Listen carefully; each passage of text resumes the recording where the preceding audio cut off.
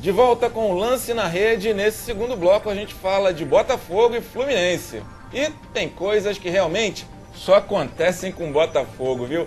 Com 2 gols contra marcados pelo mesmo adversário, o alvinegro goleou a Cabo Friense por 5-0 e assumiu a liderança do Grupo B.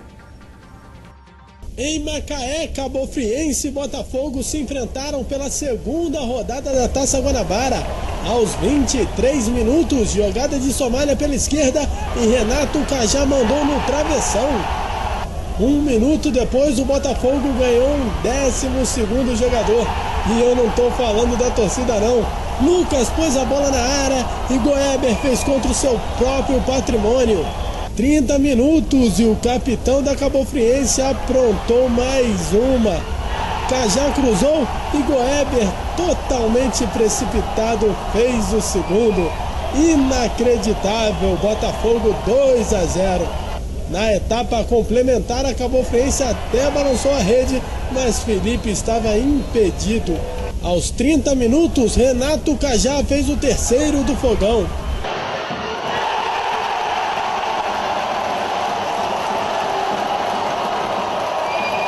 35, Louco abriu, ajeita e Caio faz o quarto.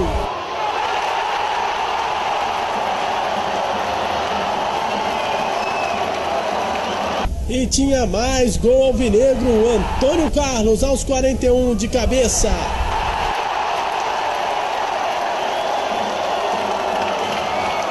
O Botafogo agora lidera o Grupo B e na quarta-feira enfrenta o Madureira no Engenhão.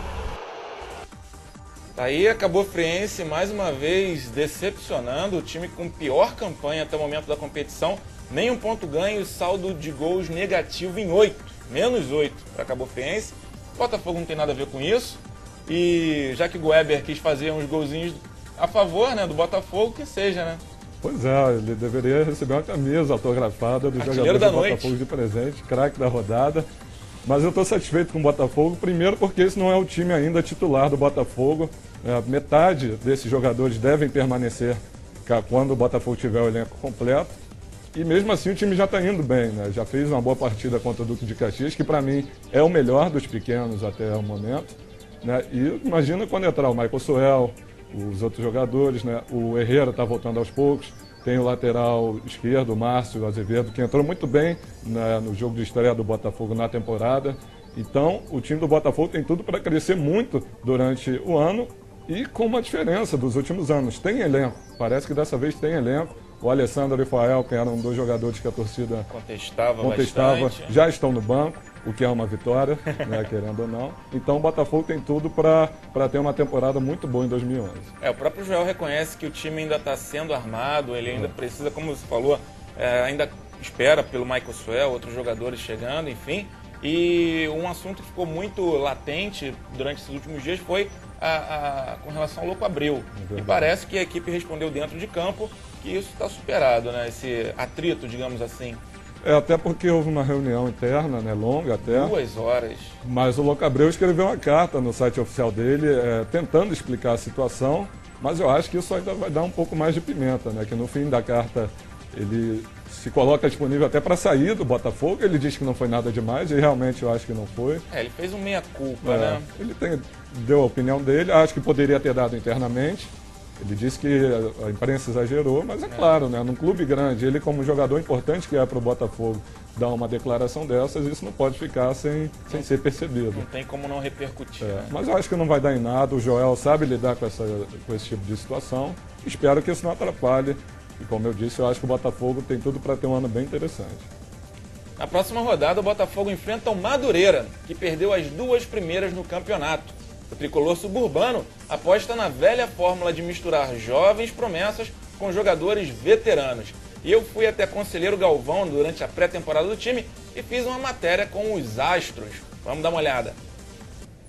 Marcelo Ramos, 37 anos. Eu sou Adriano Magrão, minha idade é 29 anos. Sou Maciel, avançado, tenho 32 anos. Com um grupo repleto de jogadores experientes, o Madureira se prepara para o Estadual 2011, disposto a fazer jus à fama de o terror dos grandes. Motivado, acho que essa é a palavra, né, fundamental para na minha situação, né, 37 anos. Eu acho que é uma coisa certa que o presidente, juntamente com o Roy e a sua comissão técnica, está fazendo, né? Pegando esses jogadores que se destacaram na equipe de juniores e subindo profissional. O grupo tá bem unido, né, cara? Tá querendo o objetivo aí, né, de chegar às finais. No elenco do tricolor suburbano ainda figuram nomes bem conhecidos do torcedor carioca, como Abedi, ex-Vasco, Edivaldo, ex-Botafogo e Edmilson, ex-Palmeiras. Mas é uma jovem promessa que pode surpreender no campeonato. Uma das esperanças da torcida do Madureira é o meia Alex, de apenas 20 anos. Alex, a bola tá contigo. A expectativa é o melhor possível, porque a gente vem trabalhando, né, forte, e quando a gente para conversar no quarto, sempre os términos do treino, como que vai ficar, como que vai ser, e ainda mais treinando fora de casa, né, temos que começar com o pé direito. Com passagens pelas categorias de base de Botafogo e Palmeiras, Alex sabe o que é o peso de uma camisa, mas nem por isso vê o Madureira em desvantagem diante dos rivais. O nosso time é muito bom e o futebol é jogado, não tem essa que eles são time grande, deixa de ser time grande. Nós somos Madureira, é claro. Vai dar tudo para eles, mas pode ter certeza que a gente vai aprontar muito nesse campeonato. Uma das armas da equipe para subir degrau a degrau na competição é o seu próprio estádio. Aqui no Caldeirão de Conselheiro Galvão, o Madureira vai mandar 2 jogos na Taça Guanabara e mais 3 na Taça Rio. E espera contar com a presença maciça do seu torcedor. A estreia do time comandado pelo técnico Roy será dia 20, longe de casa, diante do Olaria, na Rua Bariri. Mas num bairro conhecido pelo comércio e pela música, o clube espera ter feito um bom negócio, mesclando experiência e juventude. E se essa combinação vai dar samba, só o tempo vai dizer.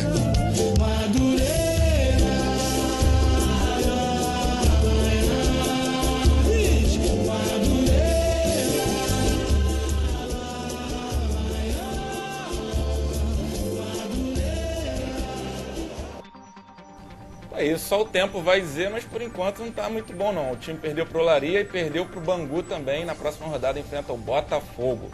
Agora a gente fala do Fluminense. Com o mesmo número de pontos que o Botafogo, porém 1 gol a menos de saldo, o Fluminense também venceu com folga o seu jogo, 6-2 no Olaria. Fred marcou 2 vezes e já é um dos artilheiros do campeonato. Show de gols neste domingo pela segunda rodada da Taça Guanabara no jogo entre Fluminense e Olaria no Engenhão. O primeiro tempo foi movimentadíssimo, logo no primeiro minuto, Fred quase marcou. Aos 11 minutos a rede começou a balançar, Marquinho fez o primeiro.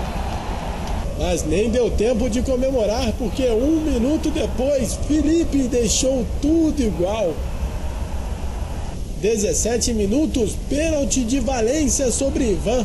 Renan virou o jogo para o time da Rua Bariri.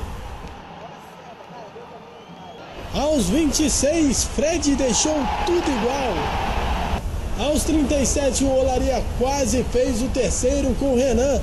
Leandro Eusébio salvou em cima da linha. Aos 40, Rodriguinho acertou a trave. 42, o Flu voltou a virar o jogo novamente com Fred. O segundo tempo também começou a 1000 por hora logo no primeiro minuto. Rodriguinho fez o quarto do Flu. Aos 20, Rodriguinho marcou mais um. 37 minutos, Marquinho com categoria fez o sexto. Não perca a conta, Fluminense 6, Olaria 2. O Flu volta a campo nesta quarta-feira contra o Macaé no Engenhão. Aí, belo gol esse do Marquinho, né? Fechando essa goleada, né? Um gol bonito pra caramba. Muito bonito, o Fluminense que não tem muito mistério, manteve a base vencedora do ano passado, né? Além de um time muito bom, tem um elenco muito forte também. Então, por exemplo, o Deco se machucou, o time não vai sentir tanto. O Deco vai ser, você falou em Deco, ele vai ser avaliado agora nessa segunda-feira para ver se tem condições de jogo na próxima partida. Então esse é o mais interessante do Fluminense. Eu gostei muito da volta, né? Finalmente, do Fred voltando a jogar bem com a camisa do Fluminense. né? Ele teve problemas de lesão no ano passado e jogou muito, não só como finalizador, mas construiu jogadas, tabelou, saiu da área para buscar jogo. Então o Fred teve uma excelente partida. Agora eu só queria fazer uma ponderação em relação ao Fluminense e ao Botafogo. Não dá também para achar que vai sair ganhando tudo. Tá certo, 2 ótimos jogos, mas Olaria e Cabo Friense não são grandes adversários, né? Mas claramente o Fluminense está num excelente caminho para a disputa da Libertadores. Pois é, Fábio, você fez uma ponderação, vou fazer uma provocação aqui antes da gente terminar o programa. O Olaria chegou a aprontar, por pouco o Fluminense aí depois ele se impôs, claro, aplicou a goleada, enfim. Mas assim como houve com o Vasco, né, 2 zebras, você acha que com Fluminense, Flamengo, Botafogo também pode pintar uma zebra? Algum time considerado pequeno, de menor investimento, pode aprontar, ou isso é uma exclusividade do Vasco? Eu acho que isso vai ficar só na conta do Vasco. Sinceramente, Botafogo, Flamengo e Fluminense estão acima do Vasco e muito acima dos outros pequenos. Eu não vejo nenhum que possa atrapalhar. Como eu te falei, eu gostei do Duque de Caxias, né? Inclusive goleou na rodada, né? Deu trabalho contra o Botafogo, mas ainda assim eu acho que não tem time para... Está em terceiro junto com o Botafogo e Fluminense, tem 3 pontos a menos, uma vitória a menos. Não acho que tenha time para atrapalhar os grandes. Tá certo. Fábio, muito obrigado pela sua participação aqui. Eu que agradeço a participação, é sempre um prazer estar aqui na TV Lance. Valeu, chegamos ao fim desse Lance na Rede, mas na sexta-feira eu volto com tudo sobre a rodada do meio de semana. Um grande abraço a todos e até a próxima.